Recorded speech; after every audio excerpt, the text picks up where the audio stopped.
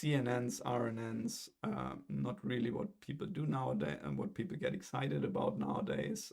There's still some people that use RNNs very successfully, right? I want to say that, but obviously most people now focus on transformers. There were some early works about transformers for forecasting, for example, this temporal fusion transformer, TFT, from 2019. And so the nice thing about TFT is that it addresses specifically common time series problems, such as how to incorporate static and dynamic past and known future covariates into transformers, obtain prediction intervals, and so on. So it's really just an adaptation of transformers to time series, right? Pretty much as what we've seen before in this in the last chapter about traditional machine learning. Like if you want to use a light GBM for forecasting, well, you have to do a couple of adaptations, right? You have to build lag matrices, you have to put in Fourier terms, you have to think about which horizon you want to forecast, how you're going to normalize, and so on. So you need some adaptations, and that's what TFT does for the transformer. So yeah, how can you incorporate static, dynamic, covariates, and so on. It has been reported to work quite well in practice in many situations. So I've talked to companies, they say, yes, we use it, it works quite well. One thing I want to mention is that TFT was already in existence at the time of the M5, but not used by any winning team, right? So why is that? Maybe because the data of the M5 was too intermittent. I don't really know. I remember I was working with a master's student on it. So we tried to get TFT to work for the M5, and we couldn't really get it to work, right? So okay, so but yeah, that's a long time ago, 2019, and since then, obviously, there have been many proposals in this space about new transformers for forecasting. Usually they have quite plausible ideas of why what they propose should work. For example, Informer that uses a sparse attention to reduce the quadratic complexity for long sequences. Autoformer that integrates autocorrelation as well as trend and seasonality decomposition. So it does a bit the combination of like more classical machine forecasting methodology or time series methodology with transformers. Then we have the FFDS that uses frequency domain transforms to model periodicity and reduce computational cost, right? I think that's also something that people always think about. Well, can I just do a Fourier transform and that way do something interesting? Then the Puraformer that uses a pyramidal multi-resolution strategy. I think that's also common, or well, it's well known in the forecasting field that you say, well, I mean, if I have a daily time series, there will be patterns on a daily level, on a weekly level, on a monthly level, on a yearly level. So why don't I just model that with a resolution pyramid where I just aggregate up and then I look at all of these series on these different resolution levels. Yeah, and then you have obviously patch TST that uses patches from the series instead of single values. Which is kind of going back to that idea of RNNs, that an RNN works better if you feed in not one point at a time, but windows. Okay. Now these transformers, yeah, one thing I want to highlight is that many of them solve what they call long sequence time series forecasting. To me, it seems a bit an invented problem, to be honest. So you see the idea here is they use data sets like hourly electricity demand, and they say, okay, let's predict that 2 months into the future, right? Like, and for me, it's like, well, it's difficult for me to think of a use case where you really want to forecast exactly in 6.5 weeks at 8 a.m. what is going to be the electricity use, right? So if that's your use case in a company, probably you should try to convince higher management that they actually want a lower granular forecast, right? That they want to have the next 3 days hourly, and then you go to daily, and after that you go to weekly or something like that. Because obviously higher management thinks, well, if you just give me that granular level, I can just aggregate it up myself to get the forecast that I want. And then you have to explain them that that aggregating up your low granular forecast will be a lot worse than if you produce directly the forecast on the level that they require.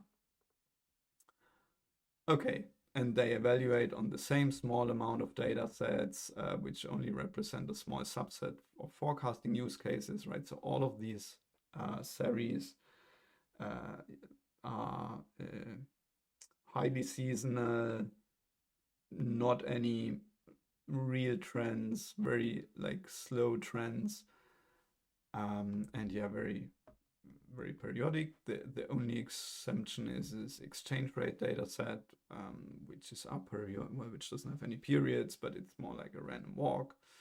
I mean, it's a financial time series. And therefore, this exchange rate data set that many of them include, they fail to benchmark against the naive forecast, which is the benchmark you need to work against, to work with.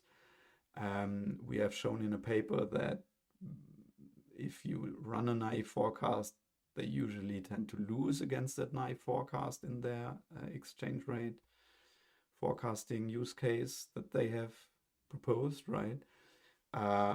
Many of these papers, they also fail to really understand what that data set is about. So they fail to understand that the exchange rate data set only contains trading days, which means that the seasonality shifts around quite arbitrarily if you leave days out, due to omission of bank holidays.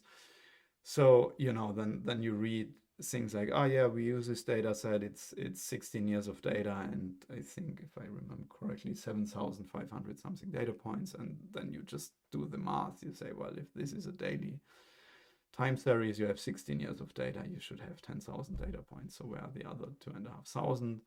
And then people sometimes find a 7-day seasonality in this data set where I'm like, well, hold on, your data set, your week is 5 days long because you don't have any weekends.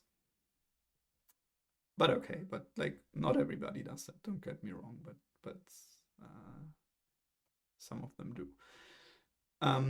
Also, there is this very nice paper, Seng et al. 2013, the D-linear and linear paper, that shows that many of them lose against linear models if those are trained directly for all horizons, as these transformers are. I don't want to go into too much details of this here, but I have given a lengthy talk on it. So if you're interested in that, just check out my talk on it. But I do want to give an example. So this example is Informer paper, the one of the first ones, maybe the first one that proposed many of these, that proposed that benchmark suit. So it got IAAI Outstanding Paper Award in 2021, over 4,000 citations. So if you're an academic, you know that this is a lot of citations and quite established paper. And then you go to the appendix of that paper. I think it's certainly on arXiv. I don't think it's included in the AAAI version, but yeah, you go to the appendix of the paper and you see this plot. When I saw that, I was like, hold on, that's a bit strange. So these two here, these are the Informer runs. So you see it seems to work very well. And this data set, it's kind of so it's a minutely time series, and these are the single days. So it's ETT, so it's kind of electricity transformer temperature, which is directly correlated with the demand that runs through that transformer in that substation. So it's basically electricity demand minutely. So what you see here is a daily demand, And then this, I mean, it looks a bit like that maybe these 2 days are weekend and this now is a weekday or something like that. You see, like we have clearly a daily seasonality. We have quite probably also a weekly seasonality that we're looking at. And now you look at, well, you probably can't read this very well, but this is deep AR, which is just, I don't know, predicting too low for some reason. This is the LSTM where you think, okay, that doesn't have any kind of external driver. It just kind of tapers off. So they should put in some Fourier terms or something that actually models that seasonality, right? So it's completely, the wavelength is totally off and it just tapers off.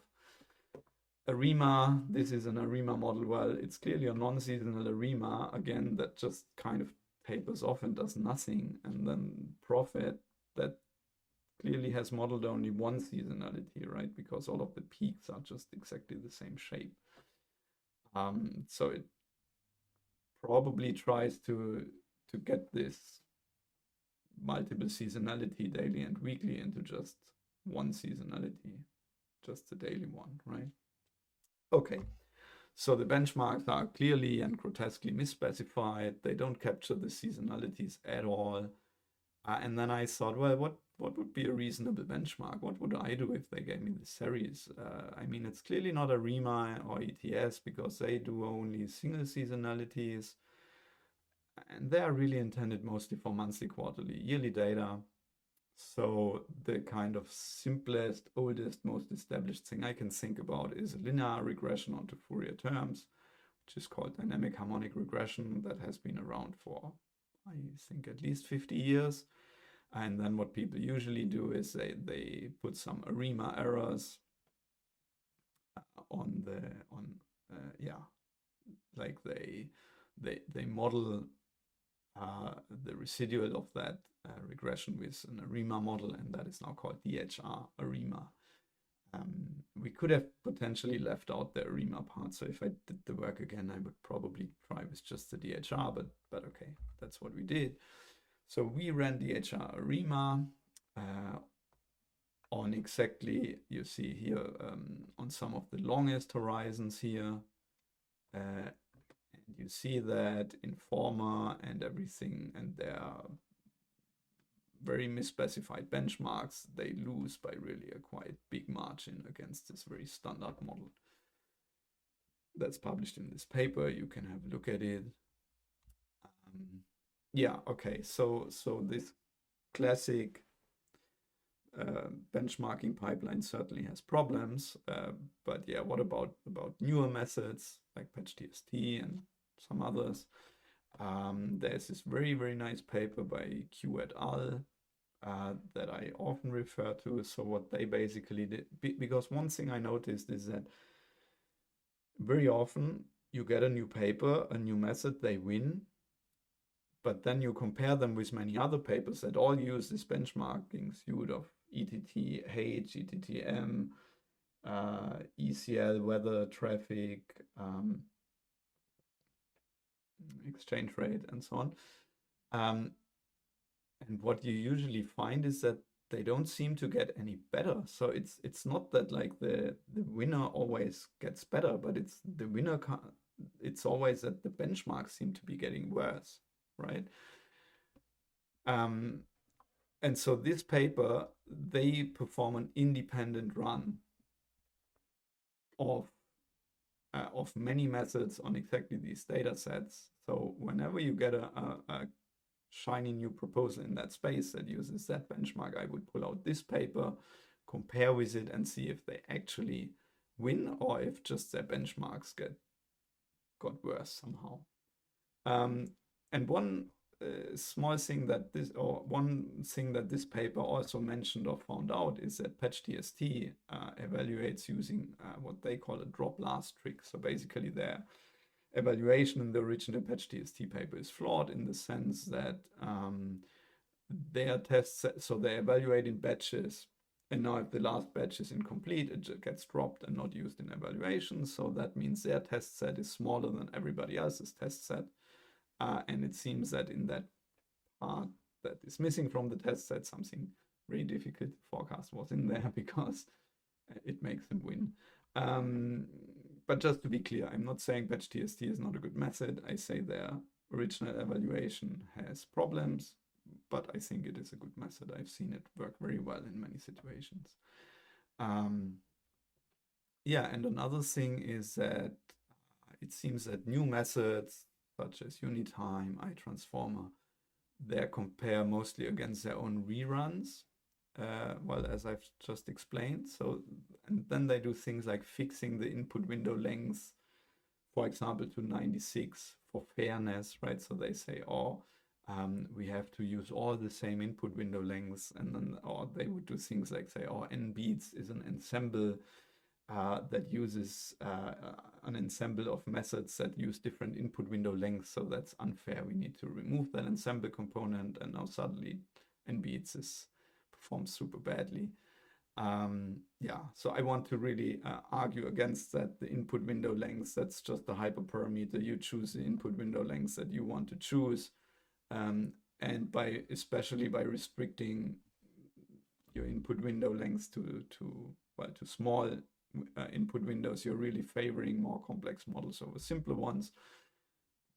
That's exactly what I've explained in earlier sections, that if I have a linear model, the way I can bring in complexity into that linear model is by giving it a longer input window, by giving it more input, because it only has one coefficient per input. So if I want to have more parameters, I need to use more inputs.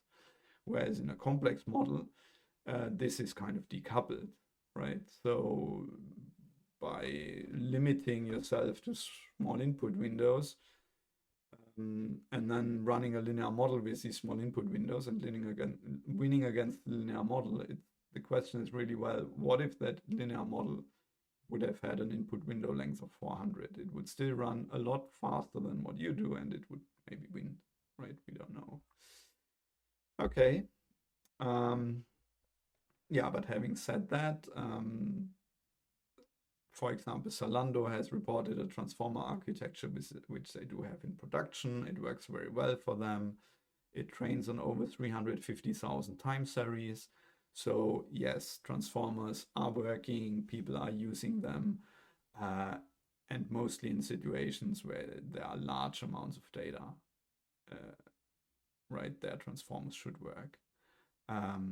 But if you have small amounts of data, well, there are strong competitors that will require less computation and that could work just as well or even better.